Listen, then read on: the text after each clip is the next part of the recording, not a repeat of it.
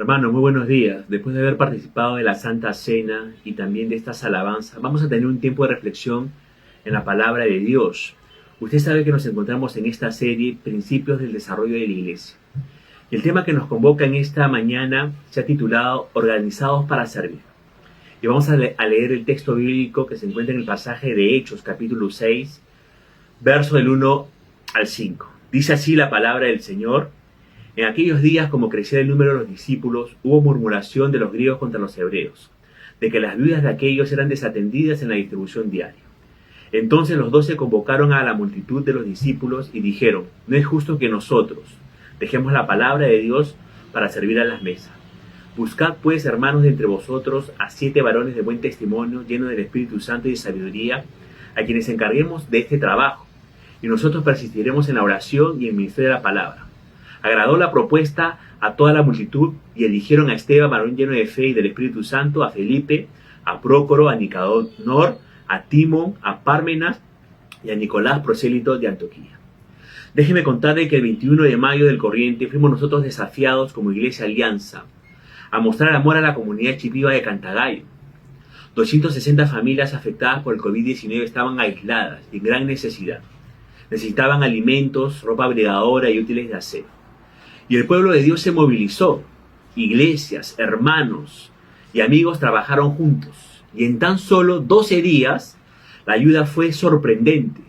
10 toneladas entre ropa y víveres. Iglesias dando aún de su necesidad, evidenciando el amor práctico y sacrificial, trabajando en equipo con la misión. El 3 de junio de este mes, Cantagallo recibió la ayuda. ¿Sabe qué fue lo sorprendente? Que los hermanos de la comunidad chipiva de Cantagallo quisieron compartir lo recibido con la comunidad chipiva que quedaba en Santa Eulalia. Y llevaron parte de los donativos. Y esto es parte de su cultura de ellos. 2 comunidades fueron bendecidas gracias a nuestro amor. Todo esto pudo ser realidad porque nos organizamos para servir al prójimo. Algo que en su momento los apóstoles y la iglesia primitiva probablemente no habían aprendido. A la par que la iglesia fue creciendo en Jerusalén, eso trajo también la multiplicación de las necesidades que se tenían que atender en esa comunidad. Los apóstoles eran obviamente los líderes de la iglesia primitiva. Ellos eran los responsables por la distribución de las provisiones para las necesidades de los pobres. Y dice el versículo 1 de Hechos capítulo 6, hubo murmuración de los griegos contra los hebreos. ¿Por qué hubo murmuración? Porque cuando se hacía la distribución de los alimentos para ayudar a las viudas griegas no recibían su parte correspondiente. Parece ser que los judíos nativos se estaban concentrando en las necesidades de su propio grupo, es decir, de las viudas hebreas. ¿Qué significaba ser una viuda en esa época? No tener para comer, a no tener un esposo con vida, a no tener hijos, varones. No tenían quien les pudiera proteger, no tenían quien les pudiera sustentar la provisión de alimento. Ahora, es importante que nos demos cuenta de la extensión del problema que enfrentaba la iglesia al tratar de promover alimentos para todos. La iglesia aquí, en Hechos 6, podía haber superado el número de 20.000 personas en ese tiempo. Y no había manera de que los 12 apóstoles dispusieran del tiempo para poder llevar el alimento por toda la ciudad para poder atender a las necesidades de cientos de viudas. No solo había necesidad de distribuir alimentos, sino que también se necesitaba gente para administrar todo el proceso de distribución. Eso incluía recoger y guardar los fondos necesarios, comprar los alimentos, distribuirlos justamente. Y los apóstoles reconocieron la envergadura del problema. No obstante, se dieron cuenta de que necesitaban resolverlo. ¿Qué hicieron los apóstoles para organizarse mejor y servir? ¿Cómo nosotros podemos como iglesia organizarnos mejor para ayudar y servir a los necesitados? Hay 3 principios que quiero compartirles y que tenemos que considerar en esta mañana para responder estas preguntas. El primer principio: si nosotros queremos organizarnos bien para servir, tenemos que respetar nuestras prioridades. Fíjense lo que dice el versículo 2 y el versículo 4 de este capítulo 6 de Hechos. Entonces los 12 convocaron a la multitud de los discípulos y dijeron: no es justo que nosotros dejemos la palabra de Dios para servir a las mesas. nosotros persistiremos en la oración y el ministerio de la palabra. Atender a las mesas era importante, especialmente en esta coyuntura, pero no para los apóstoles. Hacerlo, dice el texto, sería injusto. ¿En qué sentido sería injusto? Fíjese que la palabra griega significa agradable. O sea, dejar de predicar, dejar de enseñar la palabra de Dios para encargarse del asunto de la distribución diaria de los alimentos no era lo más deseable, no era algo que agradaría a Dios. Y aquí hay una reflexión que tenemos que compartir con ustedes en esta hora. No siempre lo que agrada a las personas agrada a Dios, aun cuando se trate de creyentes. Por eso el liderazgo de la iglesia no debe hacer siempre lo que le agrada a los miembros. Primero tiene que evaluar si es que lo que los miembros desean es correcto o no es correcto. Los apóstoles, dice el texto, dieron un paso al frente y declararon sus prioridades. Los apóstoles se dedicarían al ministerio que Cristo les encomendó: la oración, la predicación y la enseñanza de la palabra. Ahora, en Efesios capítulo 4, versos 11 y 12, en la versión PDT, refuerza el hecho de que los apóstoles tenían como prioridad que enseñar y capacitar con la palabra de Dios. Fíjese lo que dice estos versículos. Cristo mismo le dio dones a la gente, a unos el don de ser apóstoles, a otros el de ser profetas, a otros el de anunciar las buenas noticias y a otros el de ser pastores y maestros. Él, Cristo, dio esos dones para preparar a su pueblo santo para el trabajo de servir y fortalecer al cuerpo de Cristo.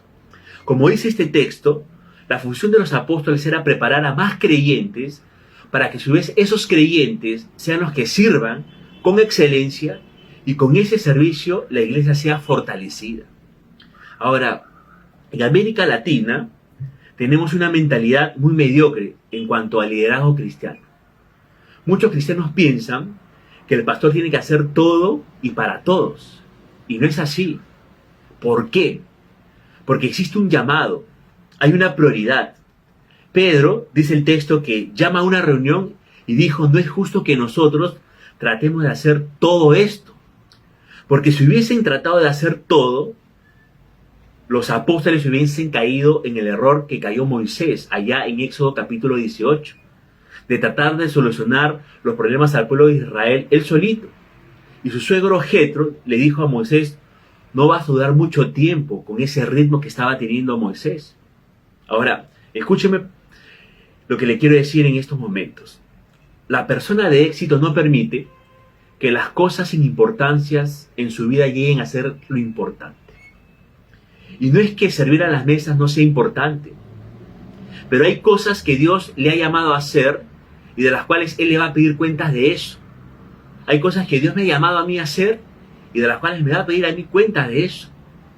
Dios le llamó a hacer algo específico en su vida ahora. Y usted lo tiene que hacer bien, lo tiene que hacer con excelencia. Y muchas veces estamos tratando de hacer tantas cosas que no hacemos nada al final.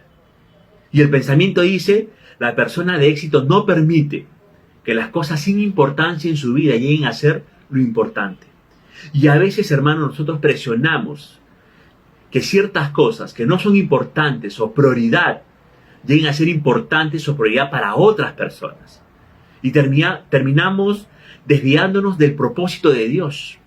Y escuche bien, mientras más tiempo pase en las cosas que no le corresponde, menos tiempo tiene usted para invertir en lo correcto y más tiempo en lo que realmente tiene que llegar a ser. Mire lo que dice Efesios capítulo 5, verso 15 al 17. Escucha: mirad pues con diligencia cómo andéis, no como necios, sino como sabios, aprovechando bien el tiempo. Le pregunto, ¿en qué aprovecha usted el tiempo? De las 24 horas del día, ¿en qué gasta usted más su tiempo? Dice el texto: porque los días son malos. Fíjese que hay personas que en estos días tienen problemas financieros bien serios, inclusive hermanos de la iglesia. Hay problemas en los matrimonios, hay problemas entre los padres e hijos, hay personas que han perdido su trabajo. ¿Por qué? Porque los días son malos. Y aparte de esto, la maldad se está entronizando. La tentación se encuentra por todos lados y el mundo se está hundiendo cada vez más profundamente en el pecado. Se requiere de la acción eficaz y eficiente de todo cristiano en un mundo así. ¿Qué hacemos ante los días malos? Aprovechar bien el tiempo, hermano y hermana. Y el texto continúa diciendo: por tanto no seas insensato, sino entendido en cuál sea la voluntad del Señor. ¿Sabe quién es un insensato? Alguien que no tiene entendimiento de las cosas que pertenecen a Dios y a la salvación. Le dan importancia a lo que realmente es de poco valor o aún perjudicial y no aprecian lo que sí es importante. En cambio, un entendido pregunta: Señor, ¿cuál es tu voluntad? Un entendido pregunta: ¿cuál es mi propósito en este mundo? Un entendido pregunta: ¿para qué pertenezco a esta iglesia? Un entendido pregunta: ¿por qué soy parte de esta empresa o de este trabajo? Pregunta: ¿cuál es mi lugar en esta familia que me has puesto?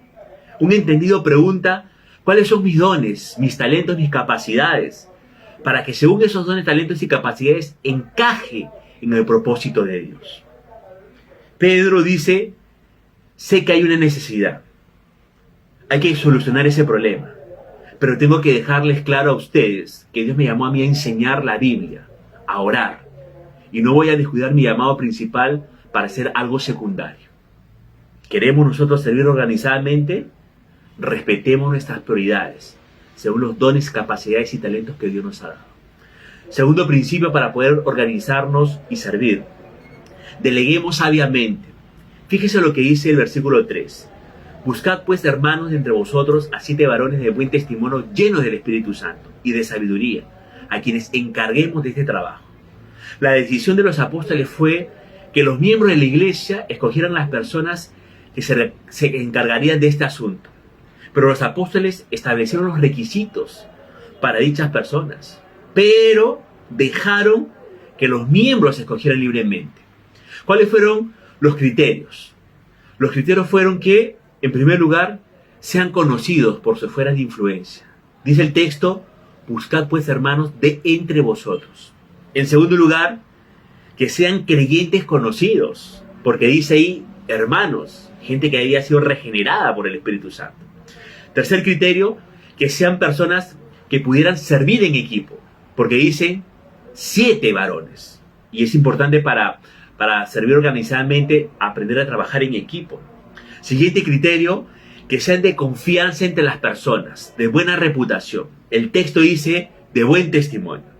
Siguiente criterio, que tengan autoridad para la tarea, pero también que sean obedientes a la dirección del Espíritu Santo a través de la palabra de Dios. Porque el texto dice llenos del Espíritu Santo. Siguiente criterio, que sean competentes e inteligentes. Tan necesario cuando se trata de atender a las necesidades materiales de los creyentes. El texto dice ahí de sabiduría. Y también el siguiente criterio, que sean responsables. Porque el texto dice ahí a quienes encarguemos de este trabajo. ¿Y usted recuerda a qué trabajo postulaban estos varones? Sí, para servir las mesas, para servir los alimentos en las casas.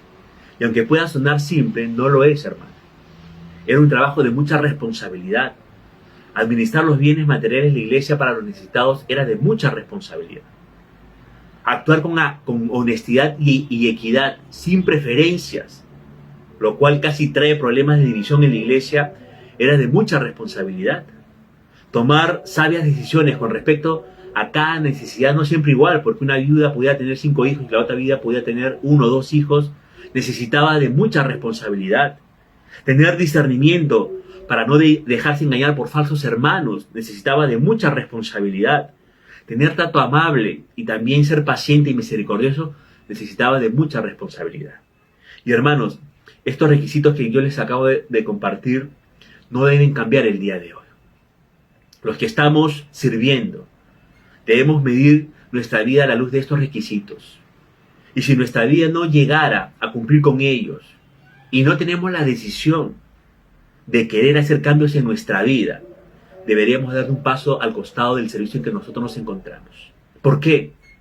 Porque nuestro Dios no merece un servidor sin esta calidad de vida. Además, está poniendo su vida en riesgo, porque Dios es un Dios santo, hermanos. Pero si usted está deseoso de servir a Cristo y aún no lo está haciendo, le necesitamos. Pero mire estos requisitos. Decida vivir a la altura de estos requisitos, sin temor, más bien por amor al Señor. Y déjeme decirle que delegar es una de las actividades más importantes dentro del liderazgo. Y es vital para el desarrollo de cualquier organización, incluida la iglesia. Delegar es una labor que podemos definirla como dar a un individuo u organismo un poder, una función, una responsabilidad para que la ejerza en sustitución de uno. Sin embargo, déjeme decirle, es algo en que los líderes algunas veces fallamos. Generalmente por 4 razones. Primera razón, porque existen líderes compulsivos. Líderes que quieren controlarlo todo y hacerlo todo. Segunda razón, porque existen líderes inseguros, que miran a las personas como amenazas. ¿Cuál es la amenaza? De que le quiten la posición o que lo superen. Tercera razón, hay líderes desconfiados, que asumen que las personas no podrán hacer las tareas bien. Y cuarta razón, hay líderes dispuestos, pero que no saben cómo delegar bien. Felizmente los apóstoles no caen en ninguna de estas 4 categorías de líderes. Las 3 primeras razones son aspectos de carácter que el líder debe solucionar para poder delegar con libertad y sabiamente. La cuarta razón es más bien una habilidad que debe desarrollarse. Por eso queremos responder esta pregunta: ¿cómo delegar sabiamente? Hay 3 pasos para poder delegar sabiamente. El primer paso es definir claramente de quién es la tarea. Es importante, antes de delegar, definir a quién le tocará hacer la labor. ¿Por qué? Primero, porque deja claro quién está dirigiendo y quién es dirigido. Segundo, porque al asignar la tarea a alguien, hay un responsable que sabe que debe de responder por dicha labor y tiene que ejecutarla. Eso fue lo que hicieron los apóstoles. Ellos no podían ejecutar todo el trabajo, así que delegaron tareas menores, pero importantes, a los cristianos nuevos que debían de desempeñarse para poder colaborar con ellos. Imaginen usted a los apóstoles atendiendo todos estos detalles pequeños y también predicando. Obviamente lo que iba a suceder es que la misión principal no se iba a llevar a cabo. Por eso es importante definir a quién corresponde la tarea para que no se estanque el proceso de tarea. Éxodo capítulo 18 es un buen ejemplo de esto. Moisés era al principio un líder compulsivo que quería hacerlo todo él mismo. Pasaba desde la mañana hasta la noche atendiendo los casos de la gente. Pero un día lo visitó su suegro y le hizo ver lo negativo de su práctica. En Éxodo capítulo 18, verso 17, le dijo lo siguiente: no está bien lo que estás haciendo, pues te cansas tú y se cansa la gente que te acompaña. La tarea es demasiado pesada para ti. No la puedes desempeñar tú solo. Moisés, que fue un líder de primera, le pasó esta situación. Pero lo importante es que uno corrija. Si Moisés hubiera seguido por la misma línea, lo más seguro es que no hubiera podido realizar la labor que le tocaba realizar a él, que era dirigir al pueblo de Israel a la tierra prometida. Segundo paso para poder delegar sabiamente: ponga límites considerando la capacidad y el carácter. Miren lo que dice Éxodo 18, versículo 21 y 22. Pero elige de entre el pueblo hombres capaces, temerosos de Dios, hombres honrados e incorruptibles, y ponlos al frente del pueblo como jefes de 1000, de 100, de 50 y de 10. Que ellos administren justicia al pueblo en todo momento. A ti te presentarán los asuntos más graves, pero en los asuntos de menor importancia decidirán ellos. Así aligerarás tu carga, pues ellos la compartirán contigo. Fíjese que Moisés asignó tareas, pero les puso límites. Si habría problemas grandes en la ejecución, deberían de recurrir e informar a Moisés para que él los apoyara.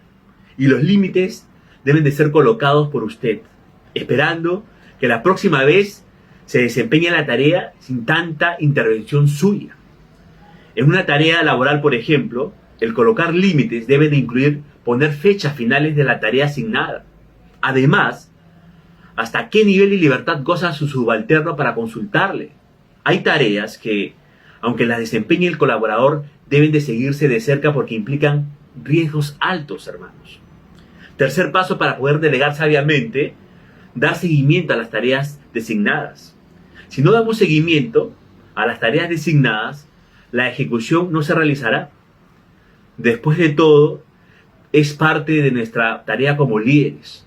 Además, dicho seguimiento servirá para una de dos cosas. Uno, informar sobre los resultados de la tarea designada, o dos, consultar sobre el siguiente paso a dar. ¿Por qué una de dos? Mire, dependiendo del riesgo de la tarea y su límite establecido por usted, su colaborador tendrá que decidir y comentarle qué pasó, o consultarle antes de dar el siguiente paso por una recomendación de parte suya. La Biblia dice en Proverbios capítulo 5, verso 21, en la versión PDT: el Señor está atento a lo que hace cada hombre y observa por dónde anda. Fíjese que en este verso se habla de la supervisión, obviamente de parte de Dios para con nosotros, pero se habla de la supervisión. Y es importante reunirse para ver cómo va la tarea y asignar nuevas tareas con sus fechas para que no queden a discreción de nuestro colaborador.